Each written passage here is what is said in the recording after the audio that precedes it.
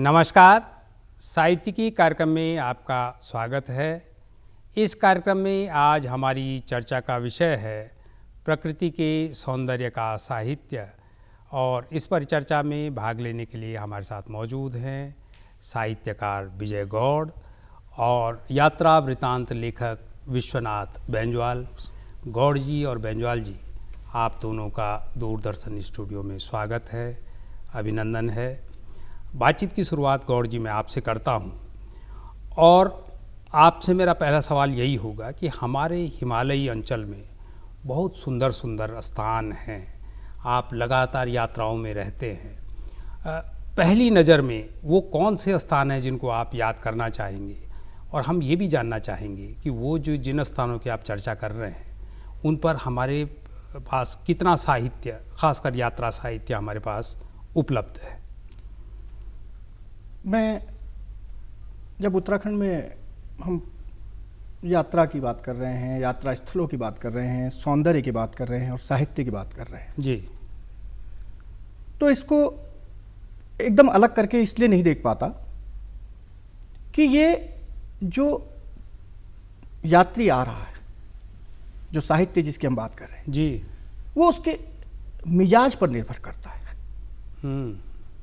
तो जब हम मिजाज की बात कर रहे हैं तो हमें पहले ये समझना होगा कि उत्तराखंड में किस किस तरह का यात्री आता है। जी, एक तो जो तीर्थाटन के लिए आते हैं, जी, मैं उनकी बात नहीं कर रहा हूँ, उनको अगर हम एक तरफ रख दें जी, तो सामान्य तौर पर जब हम साहित्य में चीज़ों को देखते हैं जी, तो जिस तरीके से सैलानियों को चिन्हित किया जाता है, तो 3 तरह के सैलानी आते हैं तीर्थयात्रियों को अगर हम थोड़ा सा अलग हटा दें। जी, एक, वे जो ऐसी जगहों पर जाना चाहते हैं जहां पर सब कुछ सुविधाएं उपलब्ध हो, रहने खाने की व्यवस्था हो, जैसे मसूरी हो गया, नैनीताल हो गया, जी, रानीखेत हो गया, कौसानी हो गया। जी, इसमें इसको थोड़ा सा अगर और बाइफरकेट कर लें तो इसी में एक और श्रेणी आ जाती है जो इससे थोड़े इतर के इलाकों में जाता है। जी, जैसे चक्रौता हो गया, जी, हरसिल हो गया। तो ये वाला जो यात्री है, इसकी जो मानसिकता हमेशा रहती है कि चीजें व्यवस्थित तरीके से मिलती रहे, और ये जो यहाँ का जो पूरा प्राकृतिक सौंदर्य है जी, उस पर उसको एंजॉय करने आता है। जी, एक दूसरे तरीके का सैलानी आता है जी, जो थोड़ा सा अंदरूनी इलाकों में जाना चाहता है, जी, थोड़ा रोमांच लेना चाहता है, कुछ पैदल यात्राएं करना चाहता है। ये हाल में बहुत तेजी के साथ हम देख रहे हैं, बहुत तेजी के साथ ये विकसित हुआ है। अच्छा, उत्तराखंड में ये हो रहा है और इसकी संभावनाएं भी बहुत ज्यादा है। जैसे आप देखेंगे नागटिब्बा एक ट्रैक है, जैसे आप अभी देखेंगे कि गरतांगली खुली है, जी, जैसे एक और ट्रैक जिसकी चर्चा बहुत नहीं होती और होनी चाहिए क्योंकि वो बहुत खूबसूरत ट्रैक है, उस पर मैं बाद में बात करूंगा, कि वो एक खाकर खेत, जी, चमोली के अंदर का इलाका है। नारायणबगड़ से आप चढ़ें, खाकर खेत पहुंचे और दूसरी तरफ मल्लीस्वीणी उतर जाए, गैरसैंण उतर जाए, मैलचौरी उतर जाए, क्या बात है, खंसरगाड़ उतर जाए, बहुत खूबसूरत, पूरी रेंज में उतर जाए। बहुत सुंदर घाटी है। जी, और इस खाकर खेत जिसकी मैं बात कर रहा हूं, ये इतना खूबसूरत इलाका है कि उत्तराखंड के अंदर कोई भी जगह ऐसी नहीं है जहां से आप एक साथ त्रिशूली जी, और पंचाचूली को देख सकते हैं। जी, या तो आप त्रिशूली वाली साइड की चौखंबा, त्रिशूली और ये वाली देख पाते हैं, जी, या दूसरी तरफ आप ऊंटाधुरा, पंचाचूली ये देख पाते हैं। जी, लेकिन खाकर खेत ये कम ऊंचाई का क्षेत्र है, ये ऐसी जगह पर है जहां से आप पूरी रेंज को देख पाते हैं। क्या बात है, लेकिन ये अभी तक उस तरीके से विकसित मतलब प्रचारित नहीं है। विकसित तो हम कहें तो उसके बारे में उसकी एक अलग डेफिनेशन होकर के आएगी। और तीसरा सैलानी आता है जो पहले से चला आ रहा है, वो दुर्गम क्षेत्रों की और दुर्गम क्षेत्रों की तरफ जाता है, जो दर्रों को पार करता है, जो कमोबेश आप कह सकते हैं उसे कि वो जो चोटियां हैं उनके बेस कैंपों तक जाता है। जी, मैं पर्वतों रोहियों की बात नहीं कर रहा हूँ, ये 3 तरीके के सैलानी यहाँ पर आते हैं। तो इन 3 तरीके के सैलानी जब आते हैं तो जो साहित्य आता है इन 3 तरह के सैलानियों से आता है जी। एक जो पहली श्रेणी है जी। जो सभी विकसित इलाका है उसमें जाते हैं जी। तो उसके यहाँ चीज़ें जिस तरीके से आएंगी वो सामने आती हैं। जो थोड़ा सा रोमांच लेना चाहता है, थोड़े अंदरूनी इलाकों में जाता है, वो थोड़े से जनजीवन को और वहाँ की खेती बाड़ी को, वहाँ की वनस्पति को भी डिस्क्राइब करता है जी।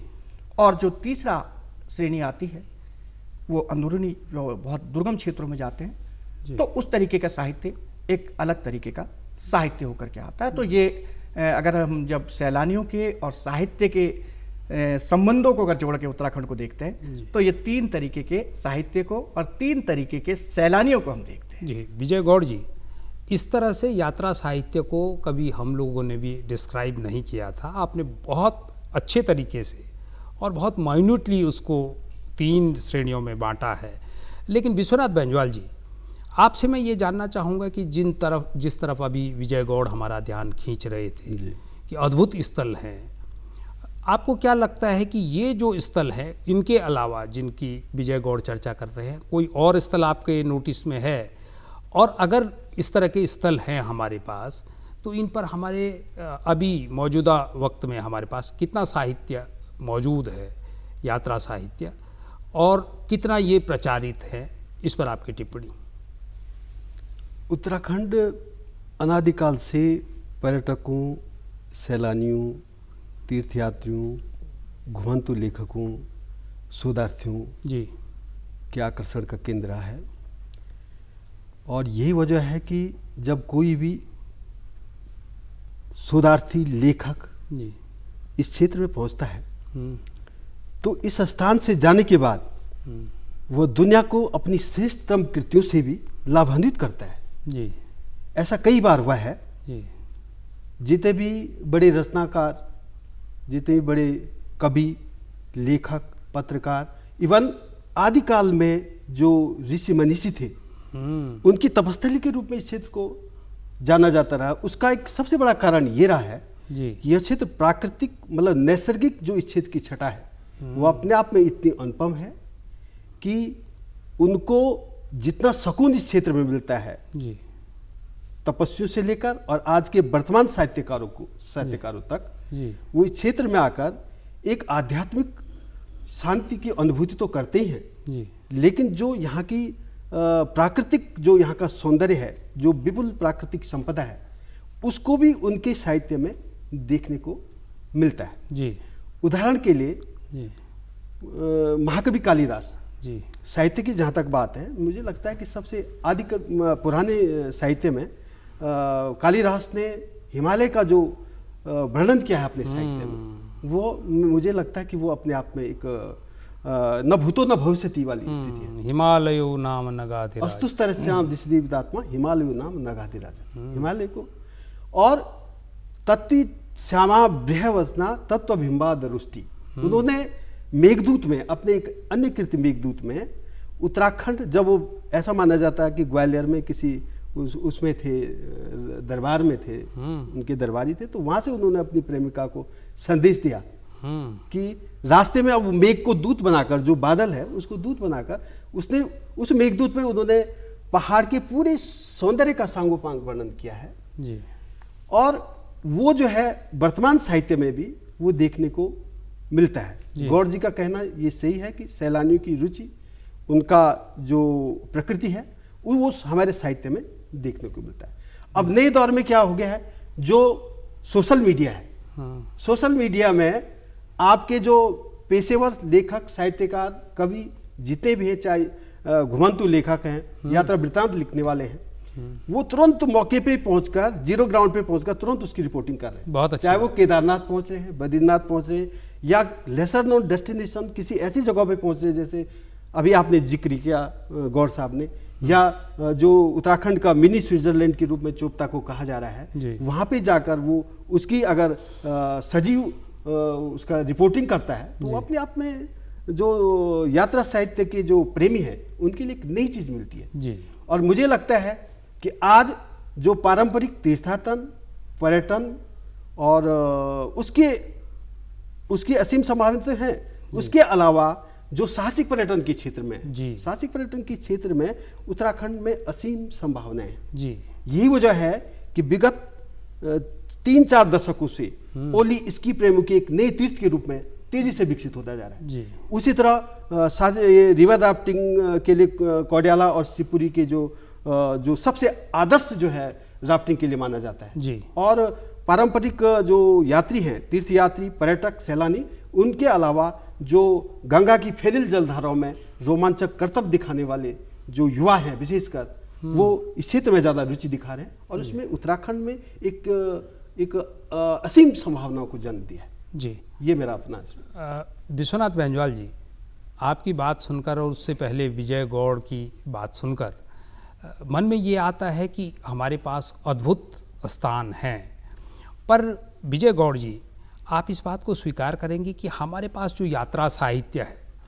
वो या तो हमारे जो धार्मिक स्थल हैं जो पहले से पौराणिक काल से स्थापित हैं उनको लेकर है, या फिर जो अंग्रेज़ों ने जिन स्थलों को विकसित किया उनको लेकर है। पहले तो मैं ये जानना चाहूँगा कि ये जो स्थल जिनकी तरफ आप भी चर्चा कर रहे हैं और विश्वनाथ बेंजवाल भी चर्चा कर रहे हैं, हमारे पास कितना साहित्य है, और दूसरा मैं ये जानना चाहूँगा कि क्या ये जो यात्रा साहित्य होता है ये किसी स्थल को, किसी डेस्टिनेशन को विकसित करने में कारगर होता है? देखिए, जब तक हम साहित्य की बात करें कि कितना साहित्य है जी, तो साहित्य के कुछ मानदंड हैं जी।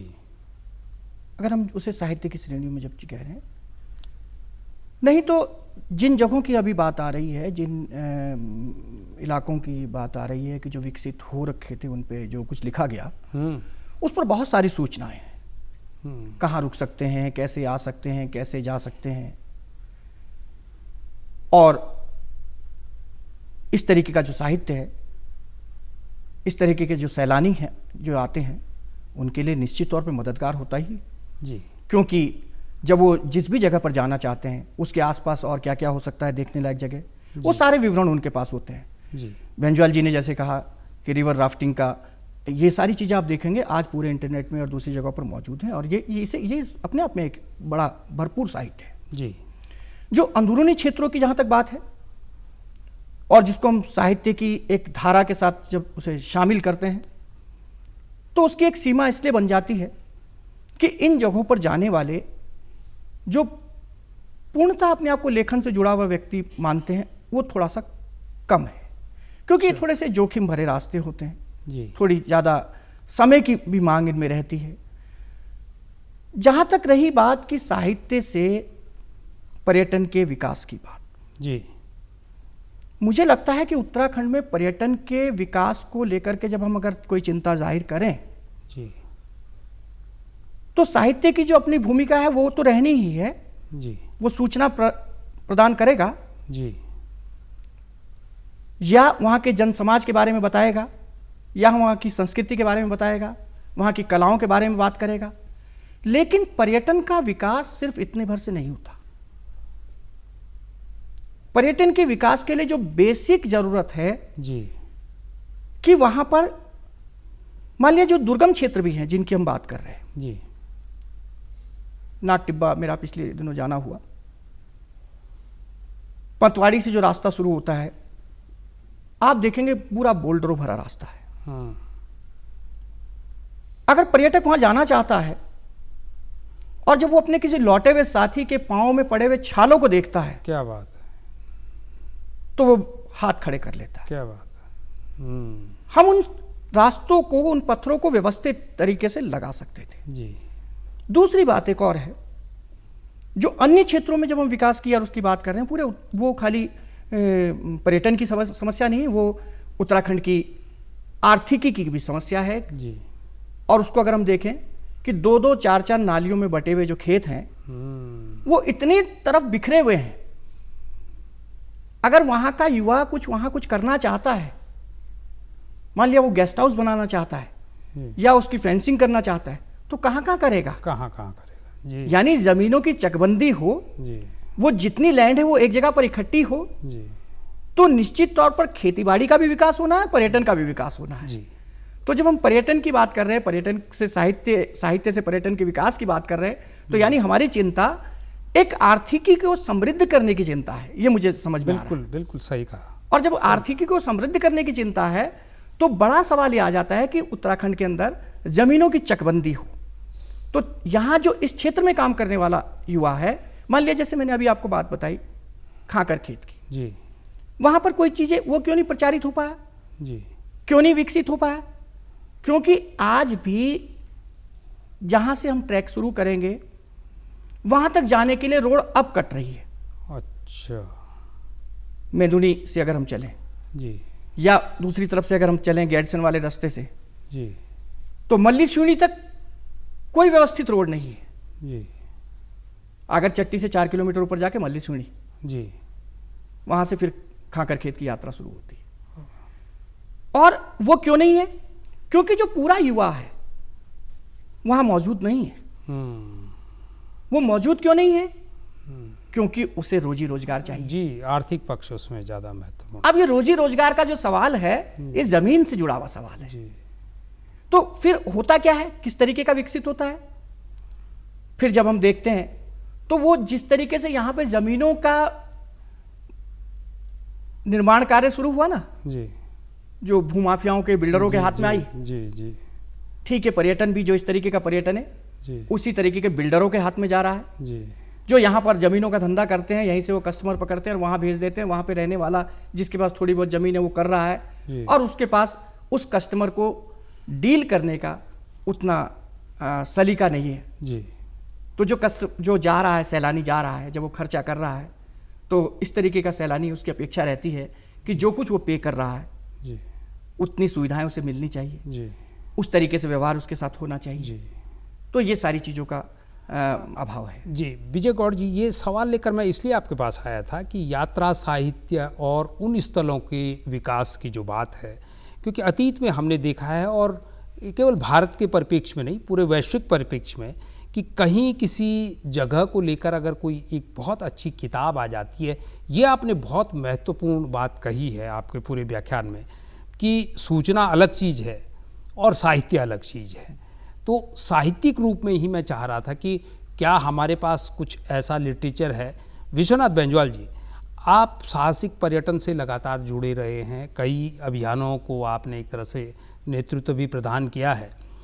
आपसे मैं ये जानना चाहूँगा कि जैसे आप रिवर राफ्टिंग की बात कर रहे हैं, माउंटेनियरिंग की बात कर रहे हैं, ट्रैकर विजय गौड़ हमारे सामने हैं, इस तरह का जो नया पर्यटन का एक ये कंसेप्ट है, इस पर हमारे पास कितना साहित्य है, खासकर अगर ये बात हम उत्तराखंड के परिप्रेक्ष्य में करें तो?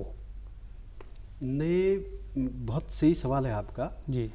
पर्यटन की जो पारंपरिक विधाओं से अलग हटकर जो साहसिक पर्यटन, पथारोहण, पर्वतारोहण और नौकायन, इस तरह की जो विधाएं हैं जिसमें कि युवाओं का एक जो रोमांच में आनंद ढूंढना चाहते हैं उनके लिए एक अच्छा मतलब ये विधा है और ये इतनी तेजी से लोकप्रिय भी होती जा रही है।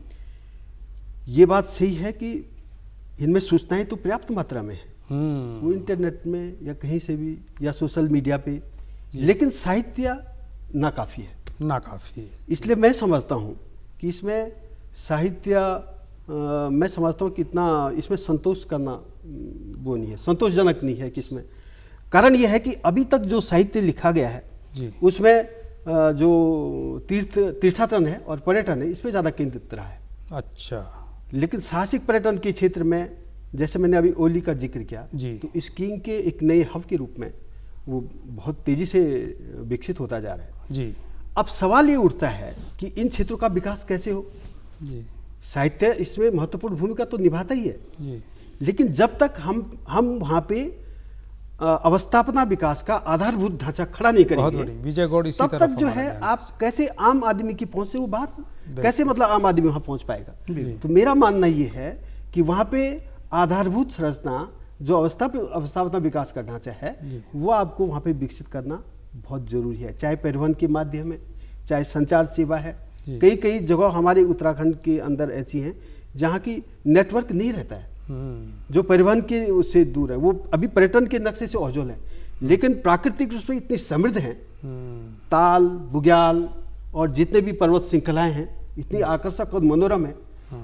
मुझे लगता है कि अगर उनको सरकारें उन पर ध्यान दे तो उनको एक बहुत बड़े पर्यटक स्थल के रूप में विकसित किया जा सकता है जी। और यात्रा साहित्य इसमें एक यात्रा साहित्य इसमें बहुत कारगर भूमिका निभा सकता है। लेकिन इस तरह के साहित्यकारों को भी इसमें रुचि लेने की आवश्यकता है कि वो इन स्थानों को फोकस करते हुए अपने साहित्य को केंद्रित करें जी। और इन अब हम तुलना करते हैं चोपता की मिनी स्विट्जरलैंड कहते हैं। हमारे पास एक मानक वही विदेश से चला, मतलब आयातित और थोपा हुआ मानक है कि हम कहते हैं कि मिनी स्विट्जरलैंड, हम ये नहीं कहते कि चोपता है हमारा। यस, उसकी वजह ये है, उसकी सबसे बड़ी वजह ये है कि हम कहीं न कहीं एक इन्फीरियरिटी कॉम्प्लेक्स के शिकार है।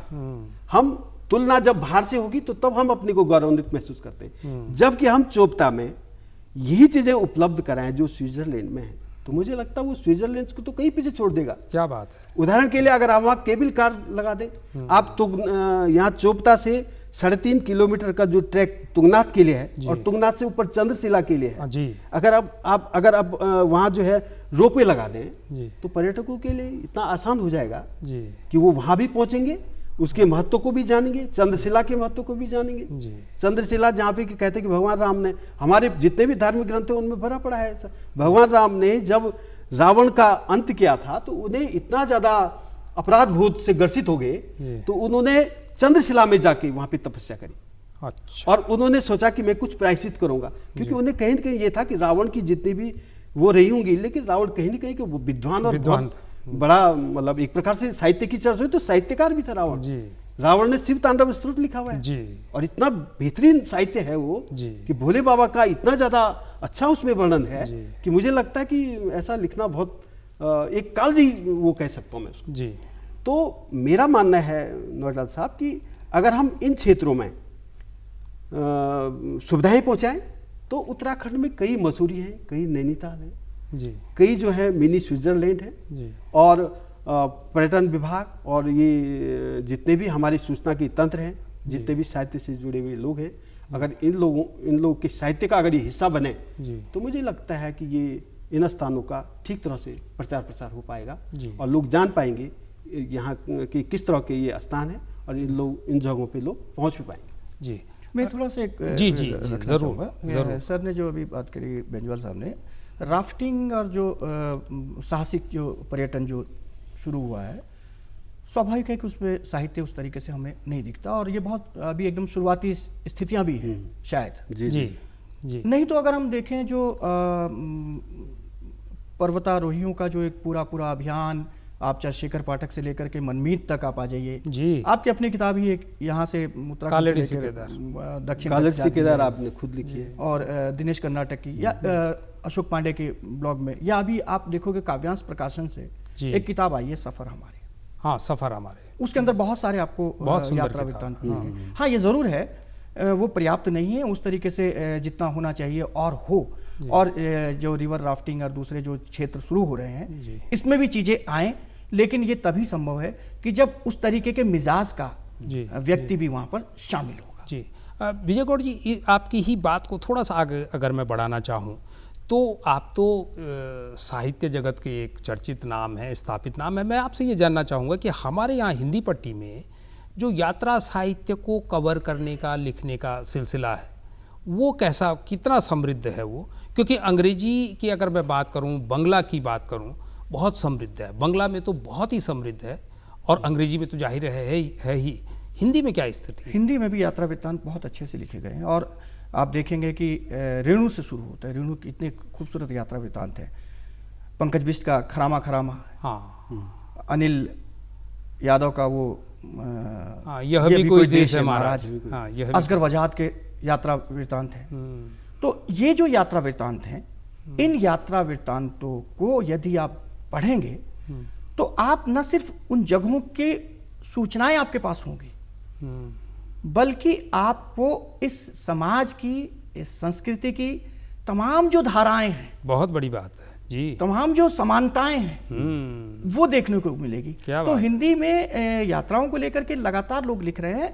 ये है कि जिन क्षेत्रों में बेंजवाल जी की चिंताएं हैं जी उन क्षेत्रों में जो लेखक बिरादरी का हस्तक्षेप उधर को नहीं है, जी तो वहाँ पे चीज़ें नहीं आ पाई हैं। लेकिन जो लोग नए जो युवा जा रहे हैं इस तरफ को, और हम उम्मीद करते हैं कि वो और नए दृष्टि इन जो यात्रा वृत्तांत उनसे गुजरेंगे तो उनके पास एक नई दृष्टि आएगी कि कैसे उन चीज़ों को कहा जा सकता है। क्या बात, तो सामने आएंगे चीज़। क्या बात है। बेंजवाल जी, जिस तरफ विजय गौड़ हमारा ध्यान आकर्षित कर रहे हैं कि नए खासकर जो युवा हमारे हैं वो उन ट्रैक्स पे जा रहे हैं, हिमालय के उन अंचलों में जा रहे हैं जहाँ अमूमन जो आपने तीसरी श्रेणी का पर्यटक बताया है, सैलानी जिनको हम कह सकते हैं।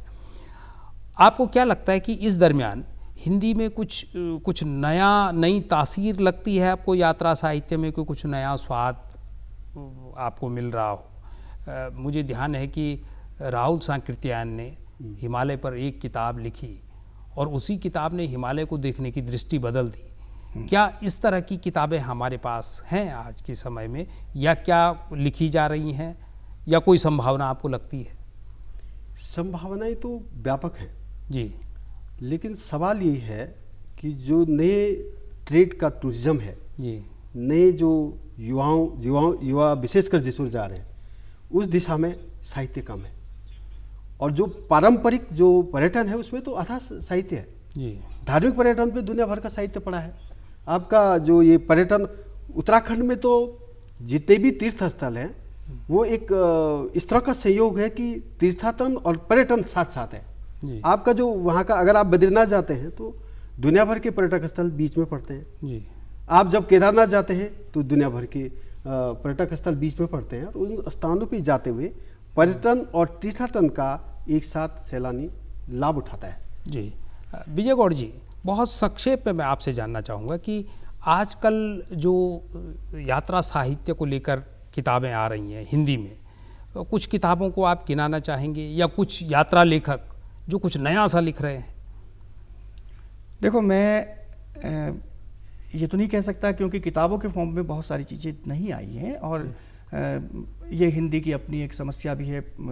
कहानी, कविताएं और उपन्यासों पर हम ज़्यादा केंद्रित रहते हैं और इतर साहित्य की तरफ थोड़ा सा रुझान कम रहता है जी। लेकिन ये बात मैं कह सकता हूँ कि अगर मैं मनमीत को जब जानने लगा, मैं मनमीत से परिचित नहीं था जी, तो मनमीत से मेरा पहला परिचय उसकी किताब से ही होता है जी।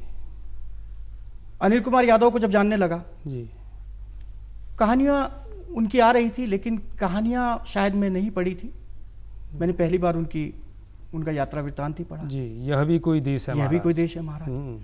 पंकज बिष्ट जी की जो उस चिड़िया का नाम अपने आप में उपन्यास है, अगर उसे देखें तो पूरी एक जर्नी है जी, जर्नी वो पूरा शहर से और गांव तक की ओर जाता है जी। तो अपने आप में एक यात्रा की बात करता है जी। तो यात्रा वृत्तांत या यात्रा साहित्य की जब हम बात कर रहे हैं जी, केवल हम उसे कह देने भर से कि कोई चीज़ यात्रा साहित्य है, इतने भर से नहीं, बजाय उसके कि जो अब जैसे विद्यासागर नौटियाल जी का उपन्यास है उत्तर बायां है, आप उसमें देखें इतना खूबसूरत दृश्य आता है एक, और वो बिना जाए, बिना उन पहाड़ों पर जाए और उस समय पर जाए जब पहली सूरज की किरण उगती है, कोई नहीं कह सकता कि जब पहाड़ जो है सोने की तरह चमकता है। क्या बात, ये बिंब उनके उपन्यास के अंदर आता है।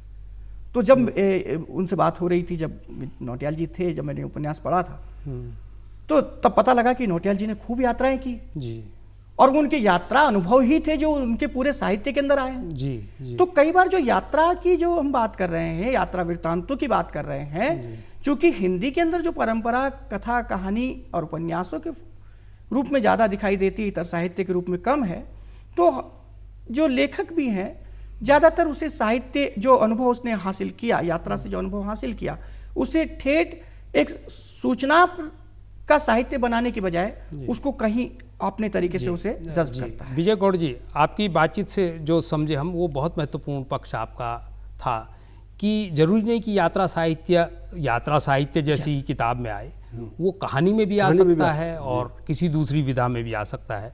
ये बहुत मनोरंजक परिचर्चा है, और हम उत्तराखंड से जब इस विषय पे बात कर रहे हैं तो इतनी समृद्ध प्रकृति के बीच तो ये बहस अंतहीन हो सकती है, लेकिन कार्यक्रम की अपनी एक समय सीमा होती है। बहरहाल विजय गौड़ जी और विश्वनाथ बेंजवाल जी, आप दोनों हमारे स्टूडियो में आए। इतनी महत्वपूर्ण परिचर्चा में आपने कुछ नए आयाम खोले यात्रा वृतांत और यात्रा साहित्य के। आप दोनों का बहुत बहुत धन्यवाद, आभार। ये थी हमारी आज की साहित्यिकी। अगली बार किसी नए विषय के साथ कुछ नए मेहमानों को लेकर आपके बीच आएंगे। तब तक के लिए इजाज़त दीजिए। नमस्कार।